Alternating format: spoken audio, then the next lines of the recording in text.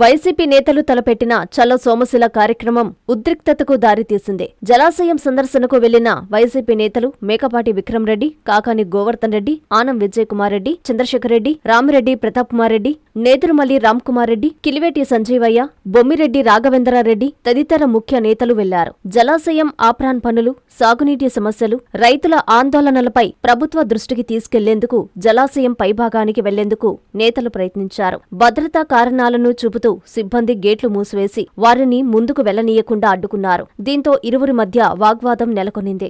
ఈ సందర్భంగా నాయకులు రాష్ట్ర ప్రభుత్వంపై తీవ్ర విమర్శలు గుప్పించారు. ప్రభుత్వం ఏర్పడి 2 ఏళ్లు పూర్తవుతున్నప్పటికీ సోమశిల డ్యాం ఆప్రాన్ మరమ్మత్తు పనులు, అభివృద్ధి పనులు చేపట్టడంలో నిర్లక్ష్యం వహించిందని ఆరోపించారు. సోమశిల జలాశయం భద్రత, సాగునీటి అవసరాలు, రైతుల ప్రయోజనాలను దృష్టిలో పెట్టుకుని ప్రభుత్వం తక్షణమే ఆప్రాన్ పనులు పూర్తి చేయాలని, పెండింగ్లో ఉన్న అభివృద్ధి కార్యక్రమాలను వేగవంతం చేయాలని నాయకులు డిమాండ్ చేశారు. ఈ కార్యక్రమంలో మండల కన్వీనర్ బజ్జివేముల పిచ్చిరెడ్డి, ఎద్దుల శ్రీనివాసరెడ్డి, సిద్దన పెంచల్రెడ్డి, బట్టిరెడ్డి పోల్రెడ్డి, బట్టర్ నాగేందర్ రెడ్డి, బట్టిరెడ్డి జనార్దన్ రెడ్డి, మెట్టుకూరు సుబ్బారెడ్డి పాల్గొన్నారు.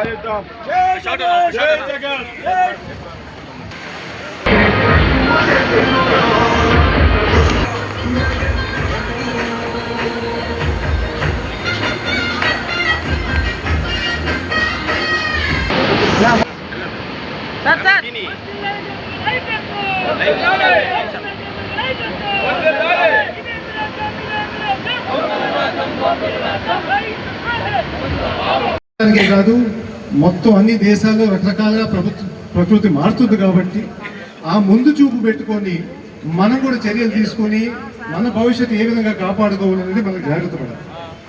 ముఖ్యంగా నీళ్లు, సాగు కానీ తాగు కానీ దీనివల్ల రాబోయే రోజులు యుద్ధాలు కూడా జరిగే అవకాశం ఉంది.